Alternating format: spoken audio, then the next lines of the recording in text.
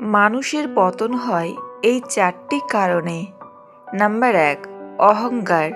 অল্প সাফল্য পেলেই যখন মানুষ নিজেকে সব জানতা ভাবে, তখন শেখা বন্ধ হয়ে যায়।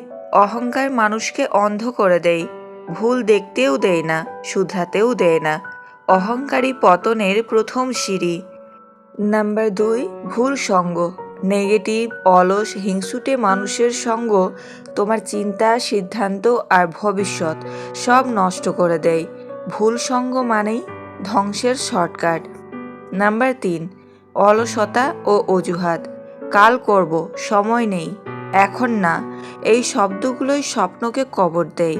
অলস মানুষ সুযোগ চিনতে পারে না, আর অজুহাত দেওয়া মানুষ কখনো এগোতে পারে না। অলসতায় নিঃশব্দ পতন। নাম্বার ৪, শৃঙ্খলার অভাব।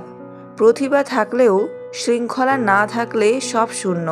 নিয়মিত পরিশ্রম, সময়ের মূল্য, আত্মনিয়ন্ত্রণ এগুলো না থাকলে সাফল্য বেশি দিন থাকে না। শৃঙ্খলাহীন জীবন মানেই ধীরে ধীরে পতন। শেষ কথা, মানুষ হঠাৎ পড়ে না। ছোট ছোট ভুল, প্রতিদিনের অবহেলা আর ভুল সিদ্ধান্তই একদিন বড় পতনে পরিণত হয়। আজই সচেতন হন, নইলে কাল আফসোস করতে হবে।